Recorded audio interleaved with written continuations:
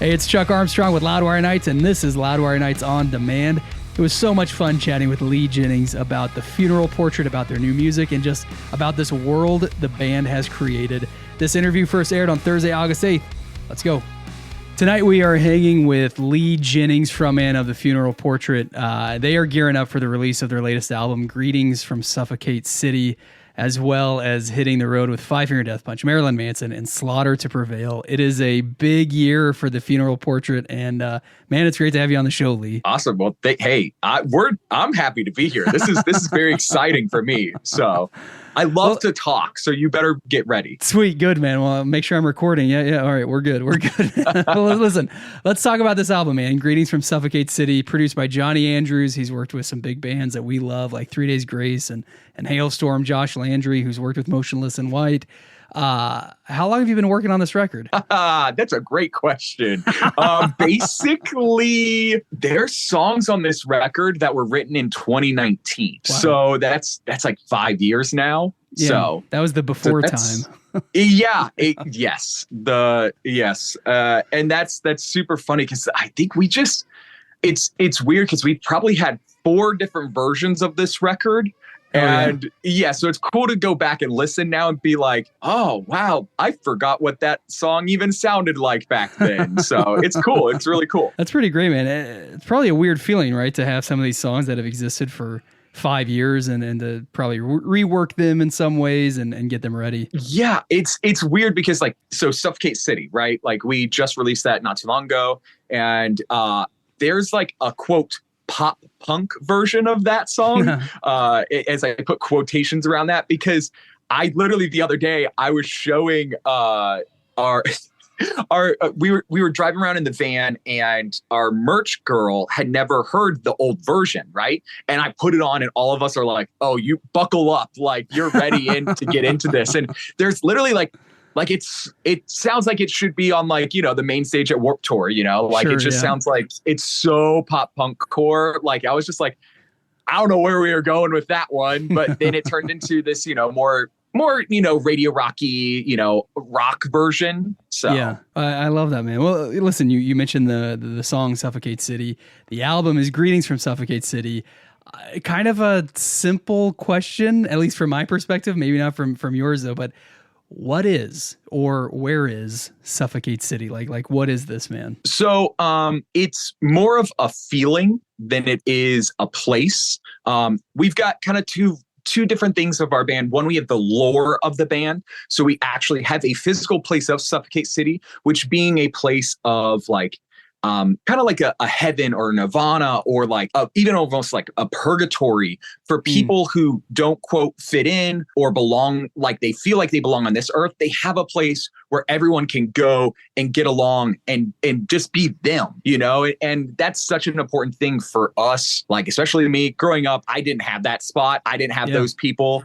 I finally found it with going to local shows and finding a little small venue near me. And that was my Suffocate City. That was a real place that I could go to and be me. And I had friends there, but then I would go to school and get made fun of because I'm 6'4", and I like to sing and dance and act, So I was in theater. I wasn't a football player, even though I was a big dude, I was the theater dork, and so it was one of those things when we were working on the record.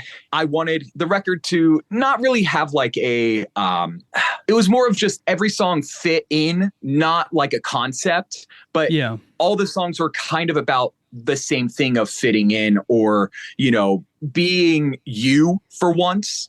And, Suffocate City, the song being about, basically suffocating to death.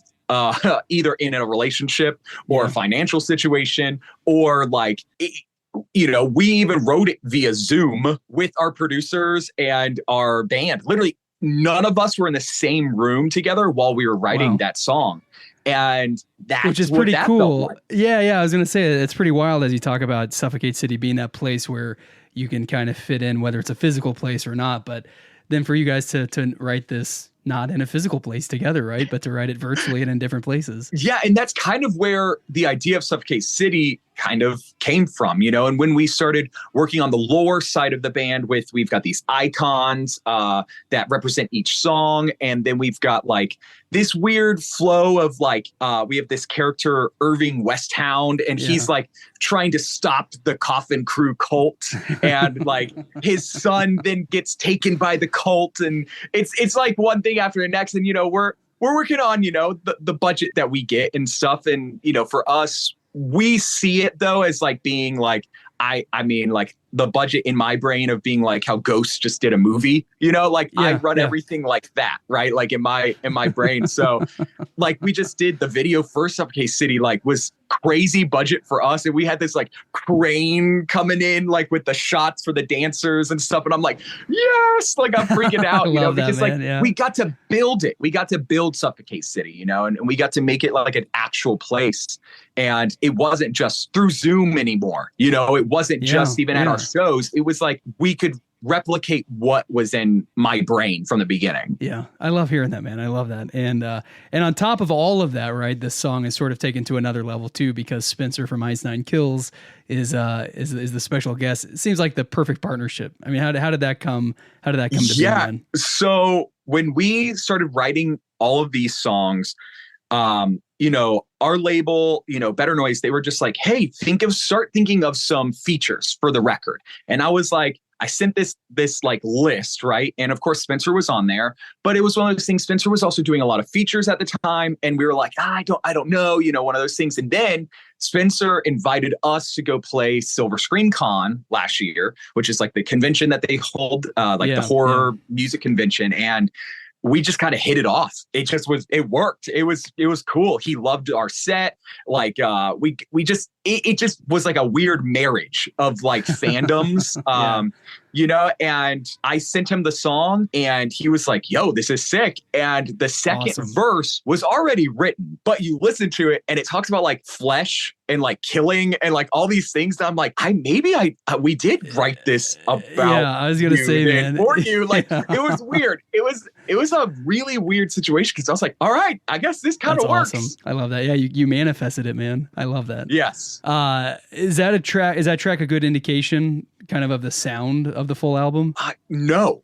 All right. I dig that, man. I dig that. Yeah. Yes. Well, that's a band. We are, you can go back, we've been a band for a while, and like, you can go back and listen to the like original EP, to the record, to our first record. And now this bigger cohesive mix of the record, of this one. And nothing sounds the same. We have a song, Holy Water, right? It's very like, it sounds like Shinedown. It's very like that kind of stomp clap music, stomp clap, like that kind of stuff. But then we have a song called Dopamine, which is like, sounds like Nothing But Thieves, and then we have a song, then we have Suffocate City that has a more like radio rock vibe, quote, but it has the riff, has like the heavy riff, and then we have a track called Stay Weird that is a piano ballad. And it's literally Stay Weird, and it's like, there's those on the record. And then we have like one or two like pop punky songs on the record too, and I think we never want to release the same song twice. We never want to release the same record twice. And when we probably had like 30 or 40 songs for this record, and picking the best ones, we were like, or the ones that fit, not the best ones, because they're all our children, so they're all great. That's right. But picking the ones that fit was so hard because it was like, well, none of these really sound the same. And I guess my voice does, and the guitar riffs might, but like it's still one of those things that I don't know. I like records that are kind of interesting from the beginning to the end. So that's something that we've really wanted to focus on. Right on, man. I love hearing that. And yeah, talking about Suffocate City and the riffs, man, it's got a killer groove to it, and I love listening to it. So Greetings from Suffocate City, the new record, it's out September 13th. And ahead of that, man, you're on the road with Five Finger Death Punch, Marilyn Manson, Slaughter to Prevail, just an absolutely killer tour. I mean, it's going to be a wild night. I could listen to you say that over and over again. I'm freaking out. I know all of my band members are freaking out. Our crew's freaking out.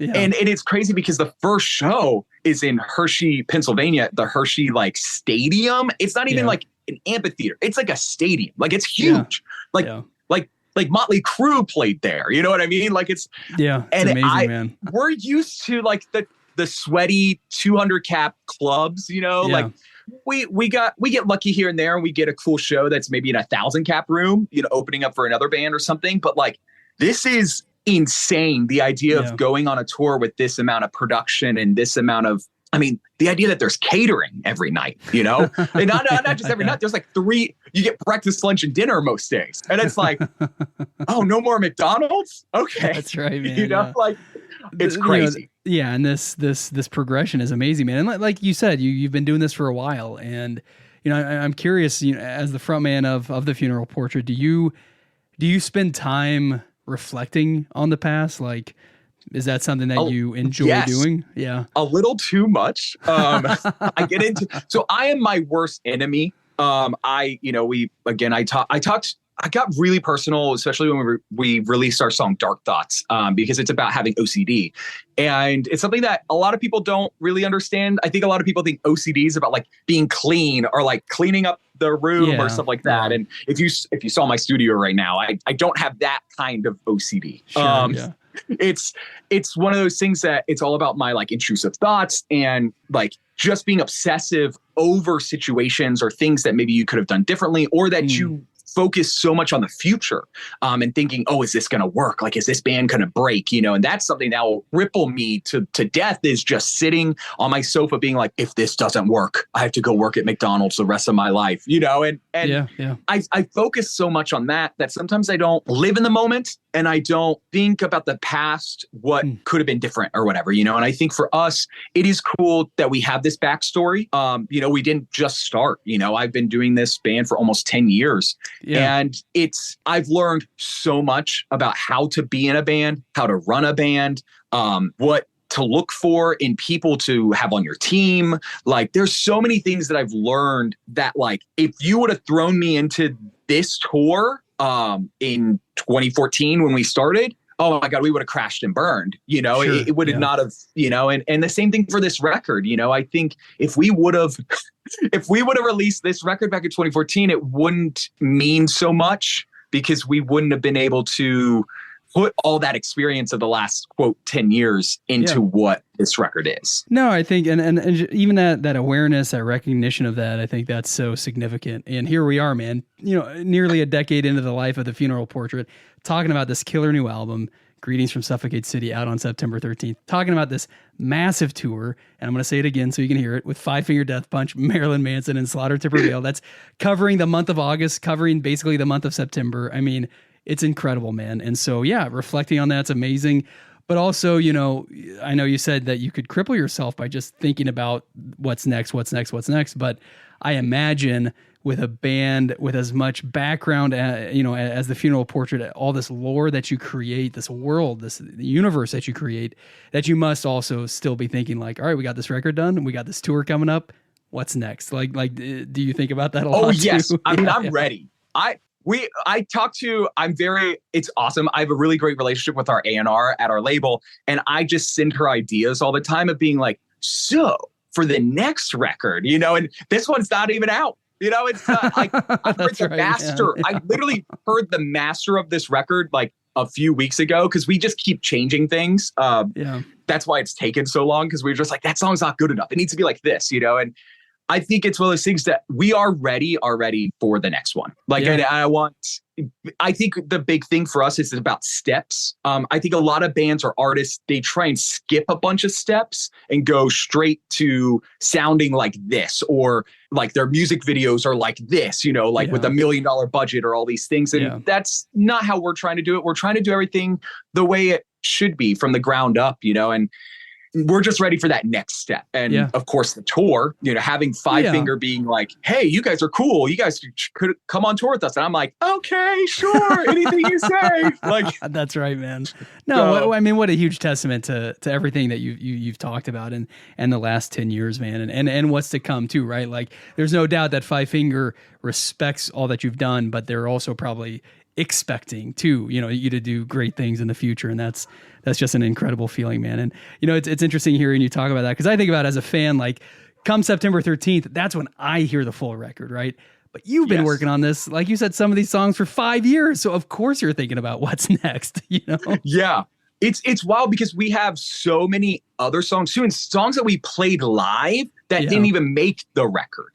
Yeah. You know, and or different versions of it that Sure. didn't make the record, you know, and we definitely have some fans, you know, that are like, oh, well, we have this one song I'm going to talk about. It's called Angel Wings. It's not on the record, but our fandom, they know the song. They just like Suffocate City, they were singing Suffocate City live back to us before the song was out, just because from YouTube videos, Angel Wings is like that. And they're like, Angel Wings is on the record, right? And I'm like, nah, I didn't make it. And they're like, oh, well, then it'll be on the next record. And I'm like, nah, it's over. Like that song's over there, you know? And I think so many bands or artists get stuck on like the songs that they like aren't ready to let them go. And for us, we're just like, all right, we're ready for the next one. Let's keep going. I love hearing that, man. Lee Jennings, thank you so much for hanging with us tonight, talking all things Funeral Portrait as we get ready for the release of your album, Greetings from Suffocate City, out on September 13th.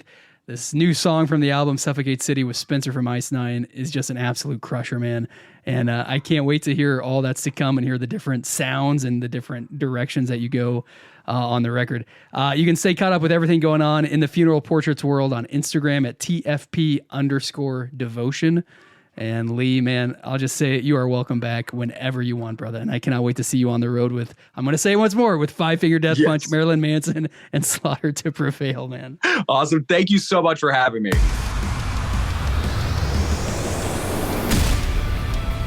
That wraps up this episode of Loudwire Nights on Demand. Stay caught up with everything happening in the world of rock and metal on the Loudwire app and at loudwire.com.